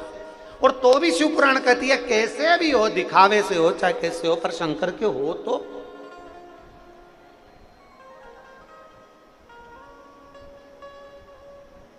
आप यहां से उठते हो, अपने घर जाते हो, बहुत सारी गाड़ियां यहां से चलती हैं, धूल उड़ती है। बोलो सही है कि गलत है? जम के तो बोलो जरा। धूल उड़ती है। आप जब धूल को क्या करते हो? झड़ा देते हो। वो धूल है इसलिए उसको जड़ाया। और मान लो उस धूल में पानी मिल जाए तो वो धूल रहेगी क्या? क्या बन जाएगी? मिट्टी। और मिट्टी बन गई तो किसी ने उसकी मूर्ति बना ली, और मूर्ति बन गई तो वो मंदिर में पूजा गई, उसकी मूर्ति बनाई और पूज ली। शिव महापुराण की कथा कहती है, संसार में जब तक रह रहे हो धूल की तरह हो, संसार में जब तक रह रहे हो धूल के तरह हम उसमें निवास कर रहे हैं। पर जिस दिन मेरे शंकर भगवान की भक्ति का जल इस शरीर पर, मेरे भगवान शिव की भक्ति का जल जब इस धूल पर पड़ जाता है तो ये शरीर भी भगवान शंकर का मंदिर बन जाता है, अर्थात वो मूर्ति के रूप में पूजा जाता है। धूल धूल है, पर उस धूल में भगवान की भक्ति का जल अगर मिल गया, उस धूल में भगवान की शिव भक्ति का जल अगर मिल गया तो वो धूल केवल धूल नहीं रहती, वो मिट्टी बन जाती है, और मिट्टी मूर्ति का निर्माण कर देती है। मिट्टी मूर्ति का निर्माण कर देती है। अपने भीतर भगवान की अविरल भक्ति रूपी धारा को थोड़ा सा समाहित करिए, थोड़ा सा करा। मेरे देवाधिदेव महादेव, मेरे भगवान शंकर पार्वती जी के साथ में विराजमान होते हैं कैलाश पर। समय बीतता है, जैसे ही समय बीता माता पार्वती जी के साथ में विराजमान थे और भगवान षडानंद कार्तिकेय को भेज दिया, तारकासुर का वध कर दिया। पर एक बात माता पार्वती जी ने शिव जी के सामने कार्तिकेय जी से कही, एक बात,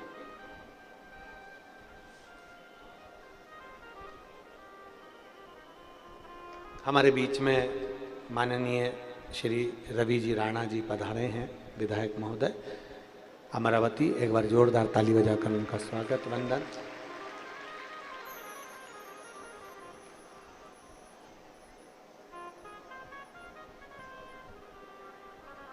माता पार्वती भगवान शिव के सामने, माता पार्वती भगवान देवाधिदेव महादेव से कह रही हैं, शिव जी ये तारकासुर जिसको मारने के लिए षडानंद कार्तिकेय जा रहे हैं, ये तारकासुर ये कोई साधारण नहीं है प्रभु, ये तारकासुर कोई साधारण नहीं है। ये तारकासुर के हृदय में शिव समाया हुआ है, तारकासुर के हृदय में शंकर समाया हुआ है। यदि भूलवश भी षडानंद कार्तिकेय जी ने अगर बाण छोड़ दिया, डीले कम करो भाई, षडानंद कार्तिकेय जी ने अगर बाण छोड़ दिया भूलवश, और अगर उस तारकासुर के हृदय में, तारकासुर के दिल में अगर वो बाण लग जाता है तो उसमें, तारकासुर को तो बाण लगा ये दुनिया जानेगी, पर तारकासुर के भीतर, तारकासुर के हृदय में जो भगवान शंकर विराजमान है, बाण तो शिव को लगेगा ना।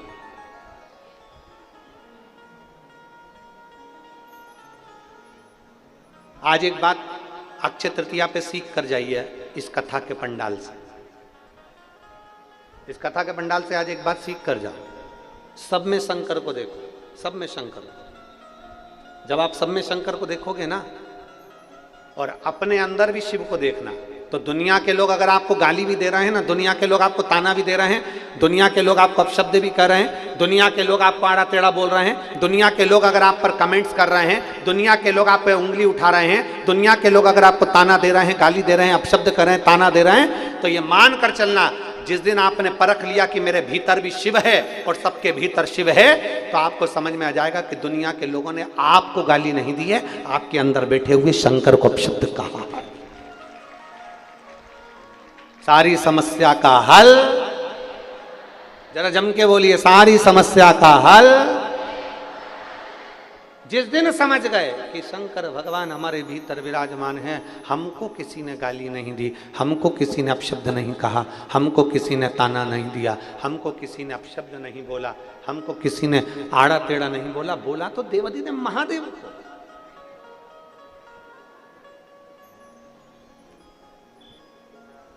सब में शिव समाया, सब। एक पत्र है,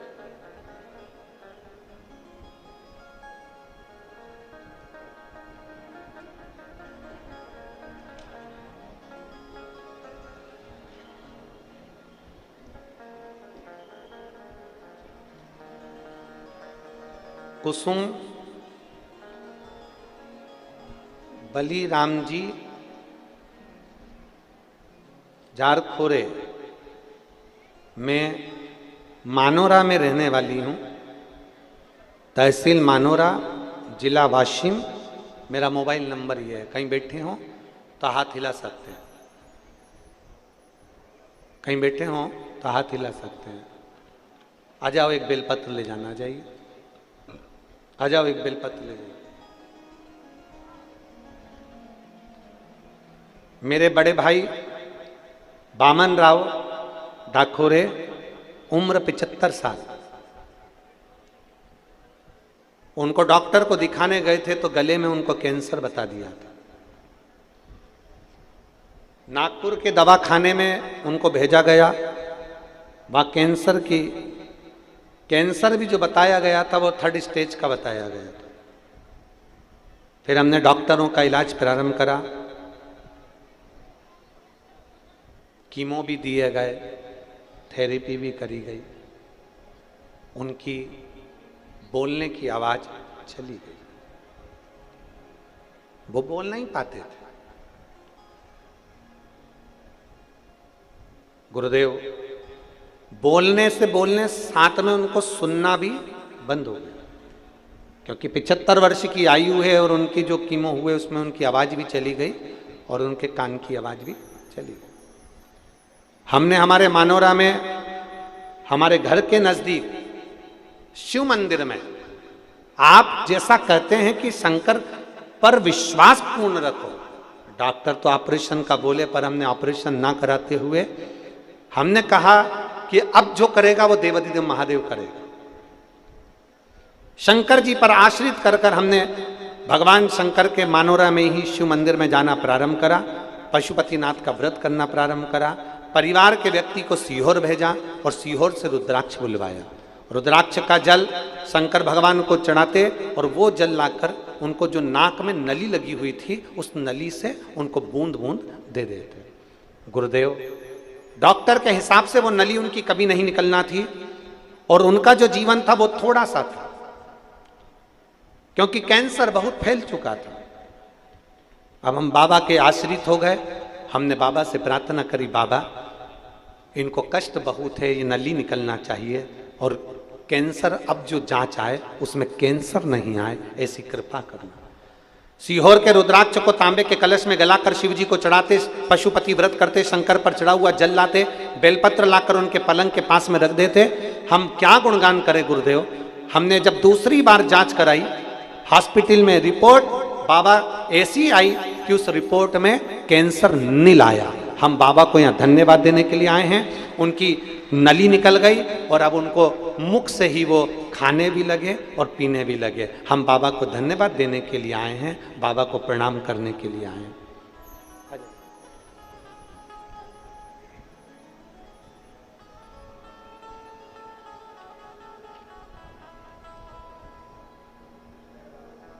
शंभू आपके कौन लगते हैं? भाई हैं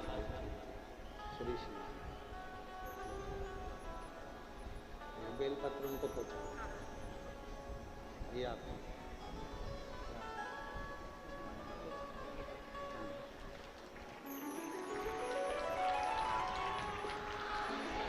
और रिश्ता तेरा मेरा सबसे प्यारा, रिश्ता तेरा मेरा सबसे प्यारा, तू मेरा बाबा मैं हूँ तेरा लाला, मैं हूँ तेरा लाला।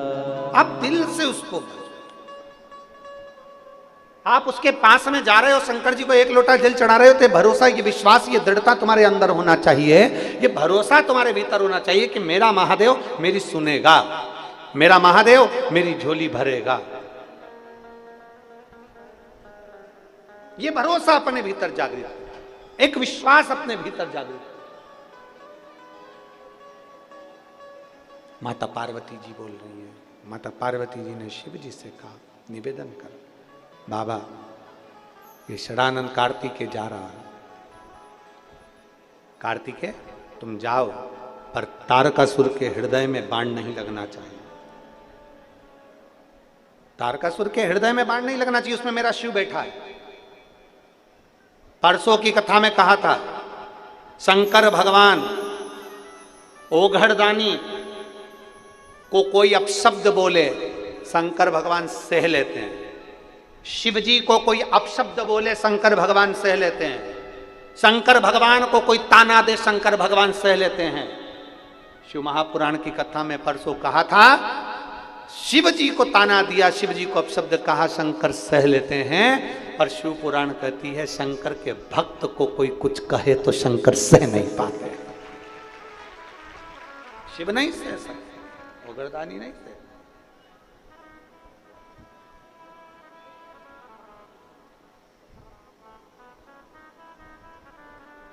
कितना सुंदर व्याख्यान है।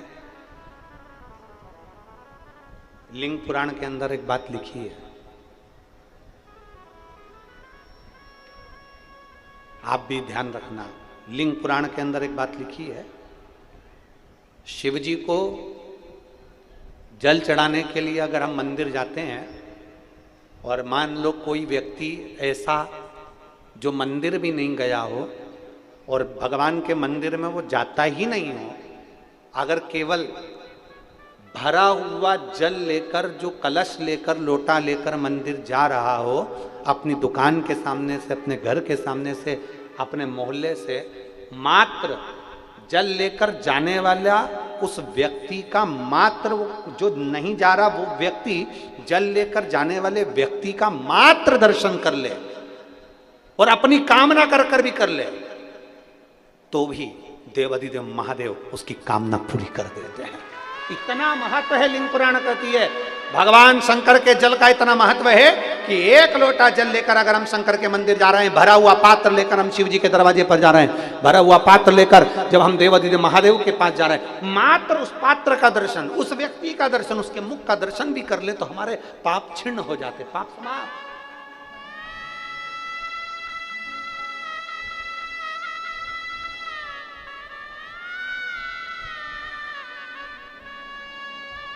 और कोई भेद नहीं।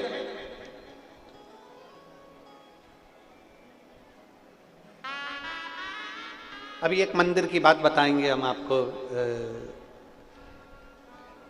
अमरावती में अपन आए थे तो एक मंदिर गए थे ऊपर पहाड़ी पर, रवि जी, कौन सा महादेव है? महादेव खोड़ी, हाँ बिल्कुल सही है, वही। तो वहां अपन गए थे, तो एक पात्र आपने उठाया था और एक जल का पात्र पंडित जी ने हमको भी दिया था, और उसी समय पर एक जल का पात्र किसी ने उठा लिया था और दूसरा व्यक्ति उसको बोला वो गंदा हो रहा है पात्र, वो पात्र गंदा।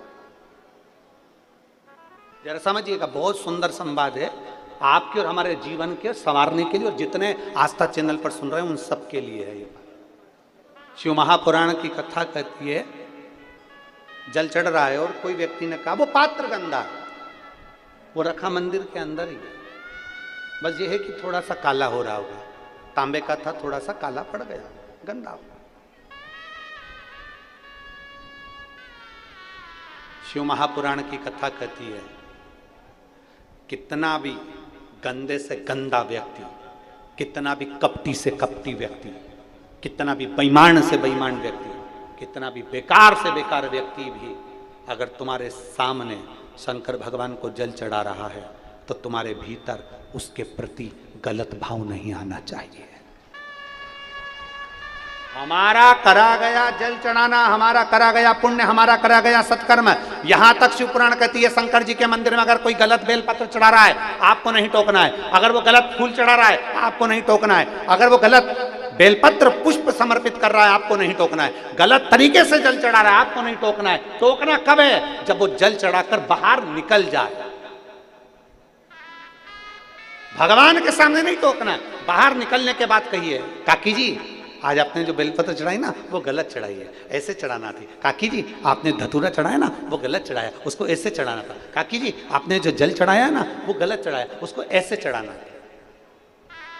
कल हमने कथा में वर्णन करा था द्विजेश्वर महादेव का, नाम बोलो जरा, द्विजेश्वर महादेव। तो हमने जल चढ़ाने का आपको तरीका बताया था कि भाई यहाँ से जल चालू हुआ, फिर इधर पर गया, जाने के बाद वापस इधर पर चले गया, फिर वो जल वापस यहीं से चालू होकर यहाँ आया, फिर तुम जहाँ खड़े हो वहीं से जलाधारी शिवलिंग पर आ गई। ऐसा द्विजेश्वर महादेव का हमने वर्णन करा। तो क्यों उसका वर्णन करते हैं कि हम भगवान के सामने अगर कोई चढ़ा भी रहा है ना जल, तो हम कभी बोलेंगे नहीं कि भाई ये तुम गलत चढ़ा रहे हो, किससे, फिर तुमने जैसा चढ़ाया मेरे भोलेनाथ ने वैसा स्वीकार कर लिया। पर प्रयास करो देवादिदेव महादेव के सामने, भगवान शंकर के सामने, भगवान शिव के सम्मुख में कभी भी इतना याद रखिए, इतना अपने मन के अंदर रखना कि हमें भगवान देवता देवादिदेव महादेव के सामने कभी किसी के अंदर जल के पात्र में भी खोट नहीं देखना है। तो दुनिया में तो खोट देखने की बात ही दूसरी।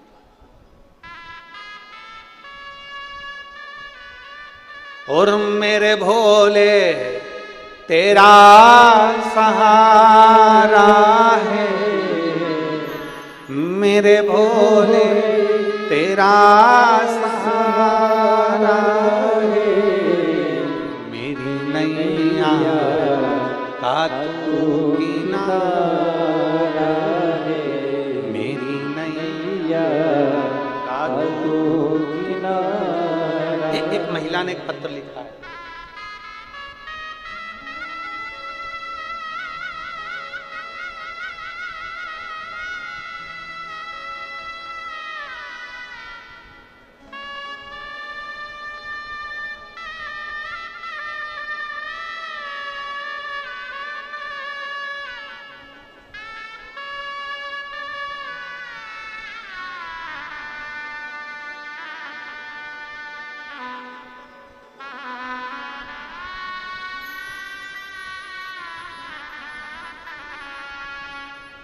मेरा नाम सरस्वती मुकेश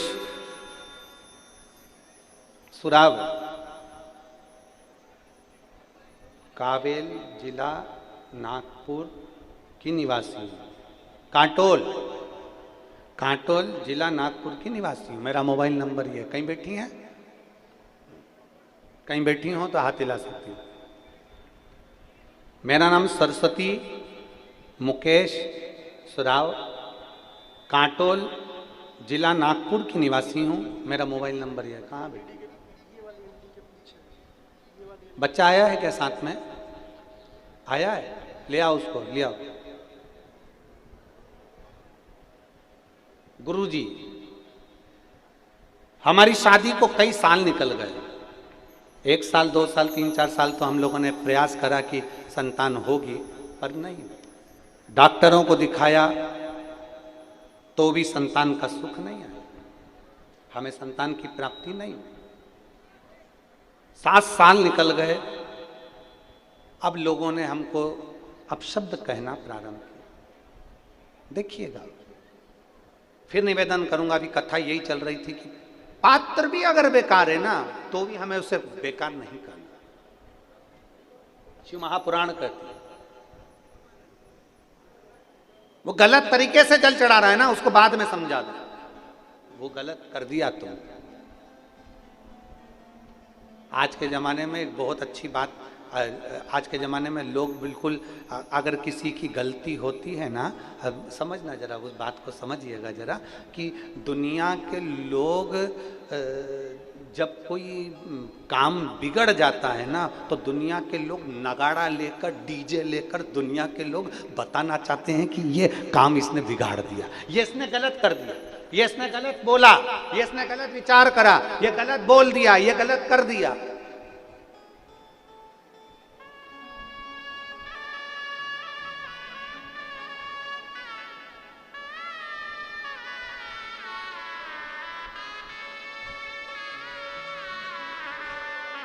खूब डीजे लेकर लोग प्रचार करते हैं, इसने गलत कर दिया, इसने गलत कर दिया। यहाँ माता लिख रही है दीदी, कई साल इंतजार करा, संतान का सुख नहीं हुआ, तब लोगों ने अपशब्द कहना चालू कर दिया।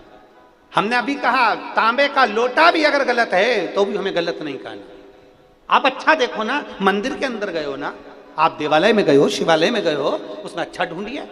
तार का सुर जैसे असुर में, राक्षस में भी मेरी माता पार्वती उसके दिल में महादेव देख रही हैं। तो तारकासुर से कहती, कार्तिकेय से कहती, इसके दिल में बाण नहीं लगना चाहिए, इसके हृदय में बाण मत मारना, क्योंकि मेरा शिव बैठा है। अर्थात ऐसे असुर, ऐसे राक्षस के हृदय में भी शिव का दर्शन कर रही है। इसने लिखा। लोग अब शब्द कहने लगे, ताना देने लगे, हर कुछ कहने लगे। तब पड़ोसी ने कहा एक बार सीहोर चले, और सीहोर जाकर हमने वहां पर कंकर शंकर की पूजन करी, कंकर को उठाया, पूजन करी, पूजन कर कर एक कंकर साथ लेकर और बाबा से विनती कर कर आए। बाबा की ऐसी कृपा हुई, पशुपतिनाथ का व्रत किया, और सीहोर से आने के बाद में 2.5 महीने के अंदर गर्भ ठहर गया, और बाबा की कृपा से मेरे घर में पुत्र रत्न की प्राप्ति हुई। मैं बाबा को नमन करने के लिए आई हूँ। हमने बच्चे का नाम शिवाय रखा है। शिव महापुराण की कथा के बाद में जितनी भी संतानें हो रही हैं सब शंकर और शिवाय ही हैं, सब श्री शिवाय।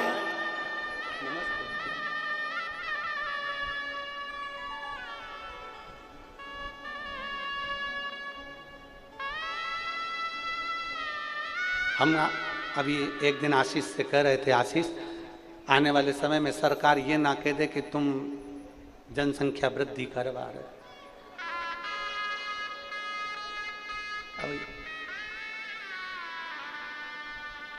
ये तो शिव की कृपा है। और फिर निवेदन करूंगा मेरे महादेव से, हम जो प्रार्थना रोज करते हैं ना, वो प्रार्थना तुम भी करा करो। हम हमारे महादेव से रोज कहते, प्रतिदिन का नियम है हमारा। सवेरे उठेंगे, रवि जी सुबह उठते से एक प्रार्थना महादेव से हमेशा करते हैं, बाबा पुरुष की जेब खाली मत रखना और नारी की गोद खाली मत रखना। जिस पुरुष की जेब खाली होती है ना, उसका कहीं सम्मान नहीं होता। उसकी जेब में पैसा नहीं होता ना, तो घर के लोग भी नहीं पूछते और बाहर के भी नहीं पूछते। जिस नारी की गोद खाली होती है ना, उसको बहुत सुनना पड़ता है, उसको बहुत सहना पड़ता है। प्रतिदिन हम बाबा से निवेदन करते हैं। हमारे कुबेर भंडारी से रोज का निवेदन हम यही करते हैं, बाबा किसी पुरुष की जेब खाली मत रखना और किसी नारी की गोद खाली मत रखना, तू भर कर रखना। नारी का सम्मान उसकी गोदी में बच्चा है तो सम्मान है, और पुरुष का सम्मान उसकी जेब में पैसा है ना, तो दुनिया पूछती है, वरना अपने भी नहीं पूछते हैं। इसलिए हम भूल ही गए था।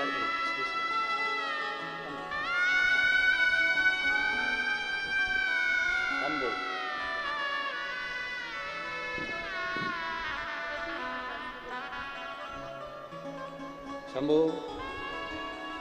शिवाय।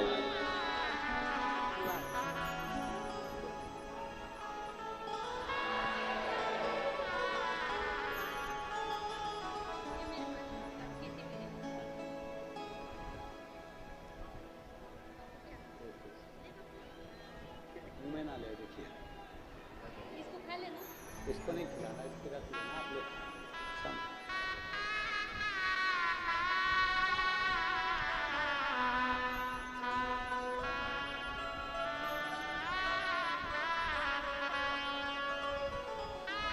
एक पत्र और अच्छा है।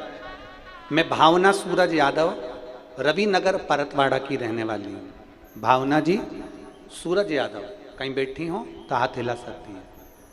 मैं भावना सूरज यादव, रविनगर परतवाड़ा की रहने वाली हूँ। कहीं बैठी हो तो अपना हाथ हिला सकती है। पीछे हैं, हाथ हिलाओ। हाँ दिख गई हो, आ जाओ, एक बेलपत्र ले जाना, आ जाओ। मैं भावना सूरज यादव, रविनगर परतवाड़ा की रहने वाली हूँ। जिला अमरावती, तालुका अचलपुर। मेरा मोबाइल नंबर ये है। मैं बाबा का क्या गुणगान करूँ गुरुदेव। मेरी ननंद को 2022 में बच्चेदानी में 3 गठान हो गई। डॉक्टर ने ऑपरेशन का बोल दिया, और गठाने भी साधारण नहीं थी, डॉक्टर के हिसाब से वो गठानों की जांच होना थी।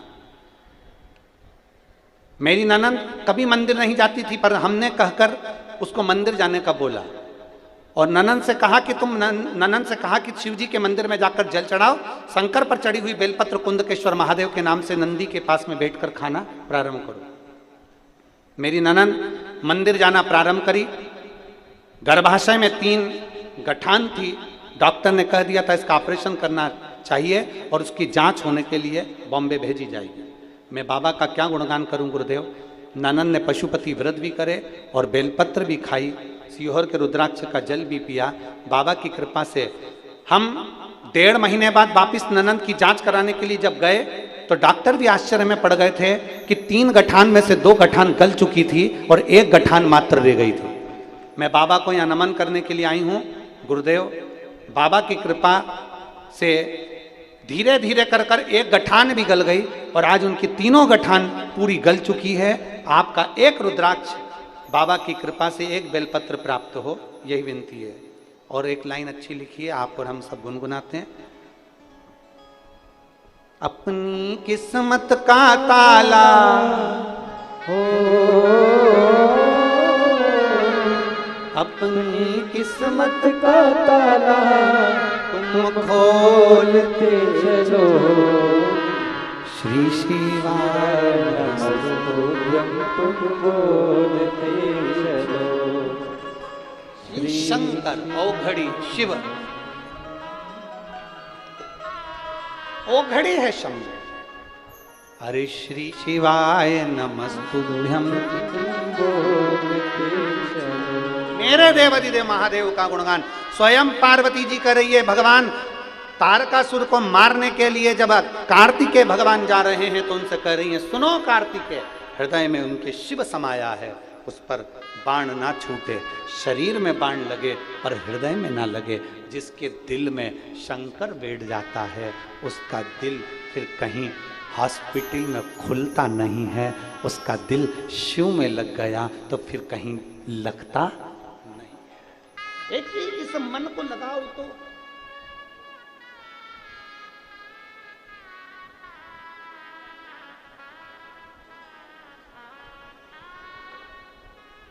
इस हृदय को लगाइए देवाधिदेव महादेव में।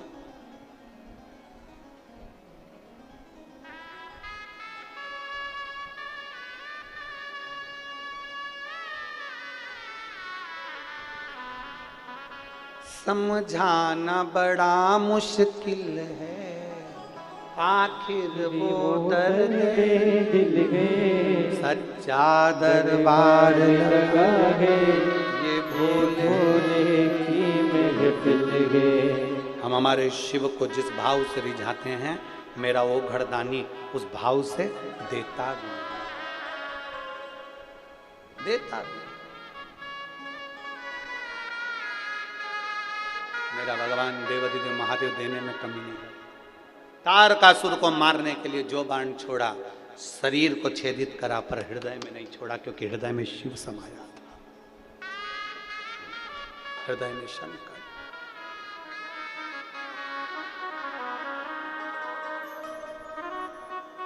और भगवान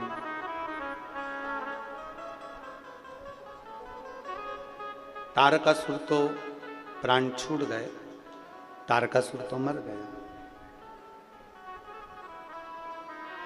शिव जी ने कार्तिकेय बाबा को अपने हृदय से लगाया।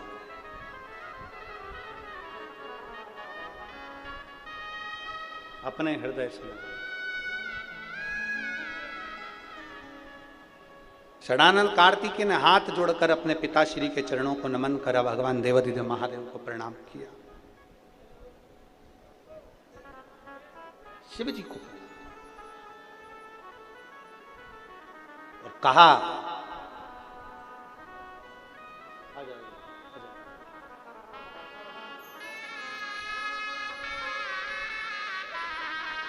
वो मतलब बाबा से विनय करी इसको, ये पत्र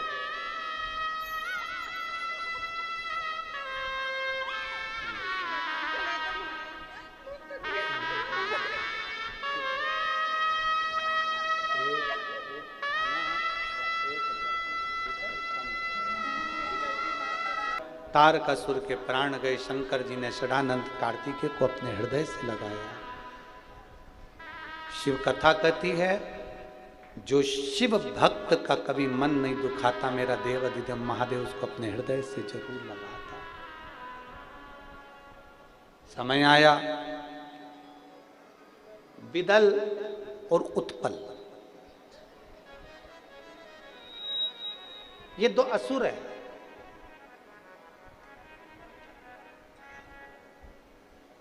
और ये माता पार्वती को देखकर आसक्त हो, पार्वती जी को देखकर उनकी ओर आसक्त हो।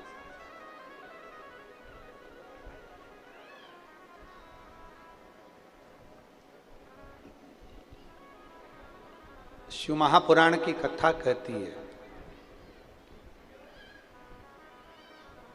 किसी देवी के मंदिर में जाकर प्रसाद चढ़ाना, किसी देवी के मंदिर में जाकर चूनर चढ़ाना,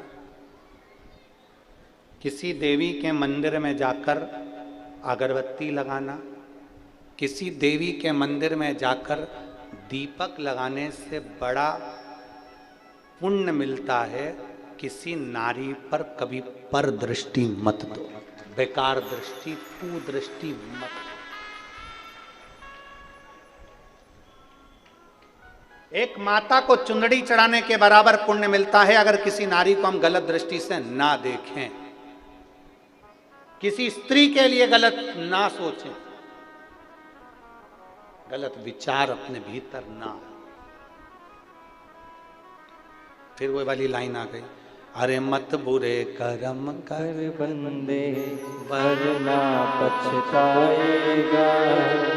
भगवान बच नहीं,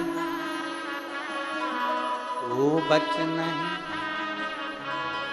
अरे ओ अज्ञानी मत करना, तेरे कर्म का फल भी तू ही पाए, जैसा किया तूने तेरे आगे। मत बुरे कर्म कर बंदे वरना पछताएगा, भगवान की आंखों से तू बच नहीं पाएगा, वो बच नहीं पाएगा। शिव पुराण कहती है, देवी के मंदिर में जाकर अनुष्ठान करने से बड़ा अनुष्ठान है किसी नारी के ऊपर अगर कोई आक्षेप लगाता है, कोई अपशब्द कहता है तो उसको चुप कराना, उसको रोकना, ये भी एक अनुष्ठान के बराबर।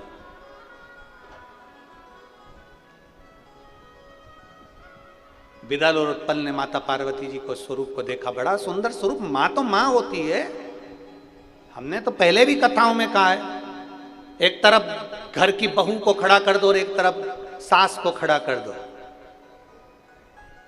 बहू 2 घंटे में तैयार होगी, सास 15 मिनट में तैयार हो जाएगी। और तो भी ओल्ड इज गोल्ड, तो भी सास है, माँ है, उसके बराबर उसके हृदय की जो सुंदरता है ना, ऐसी सुंदरता लाना बड़ा कठिन है। माँ है।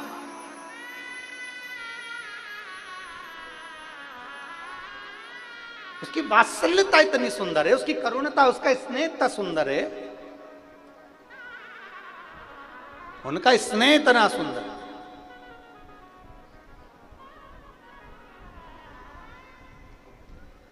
एक जगह पर हम कथा करने के लिए गए थे, पहले हम ध्यान में आए, महाराष्ट्र की बॉर्डर पर पड़ता है सेंधवा। बहुत पहले की बात है, बहुत पहले, लगभग होंगे 15-1 साल के पहले की बात, 15 से भी बल्कि 18-19 साल पहले की बात है। वहाँ एक मित्तल परिवार ने कथा कराई थी, या कोई ध्यान में नाम नहीं आ रहा, पर था अग्रवाल परिवार। उनकी बूढ़ी माँ थी, उसकी उम्र थी लगभग 86 के क्रम के अंतर्गत 86 साल की उनकी उम्र। वो कुर्सी पे बैठी रहती थी, बहुएं जितनी भी कथा में आती थी वो सब तैयार होकर आती थी, पर बुढ़िया 86 साल की जो बुढ़िया थी, 86 ईयर की, वो कुर्सी पे बैठी रहती, साड़ी पहनी रहती और बड़ी सुंदर, बड़ी सुंदर।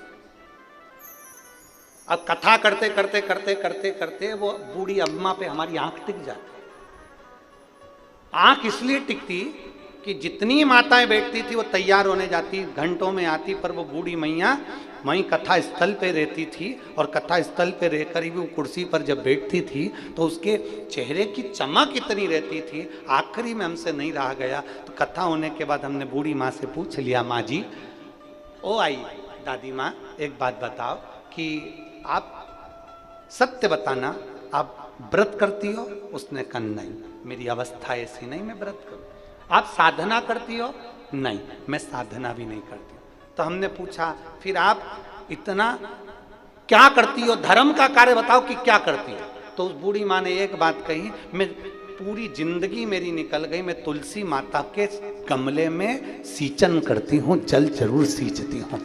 बस हमने समझ लिया कि ये चमक, ये दमक, ये फुलवन में महक सब कुछ सरकार तुम्हारी से। समझ में आ गया। घर की बहू हो, बेटी हो, बुजुर्ग से बुजुर्ग माता हो, अगर वो तुलसी के क्यारे में जल चढ़ाती है, सुबह उठकर एक लोटा जल तुलसी के क्यारे में समर्पित करती है, तो ये निश्चित है उसको ब्यूटी पार्लर जाने की जरूरत नहीं पड़ेगी, अंतिम समय तक वो सुंदर बनी रहेगी। और फिर निवेदन करेंगे, क्रीम की चमक 4 दिन की होती है और अच्छे कर्म की चमक मरते दम तक होती है। आखिरी अंतिम समय तक उस कर्म की चमक रहती है। अगर व्यक्ति का कर्म अच्छा है तो उसका चेहरा चमकता रहेगा। अगर कर्म अच्छा है, करो अच्छा था।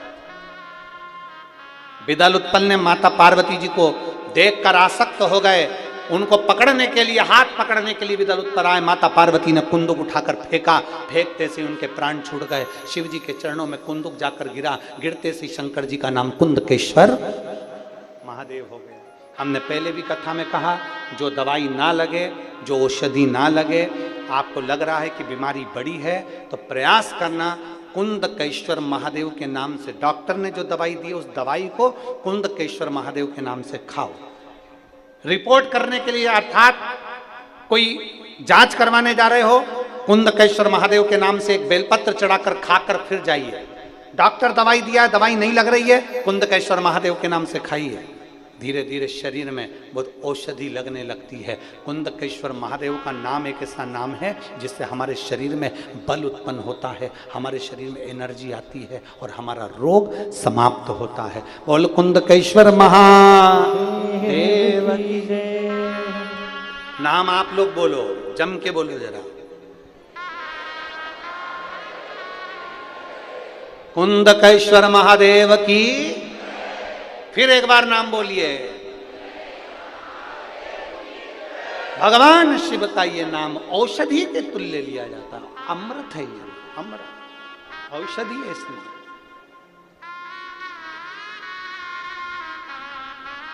महाराज भगवान कुंदकेश्वर हमारे बीच में पधार रहे हैं। एक बार जोरदार ताली बजाकर स्वागत करेंगे।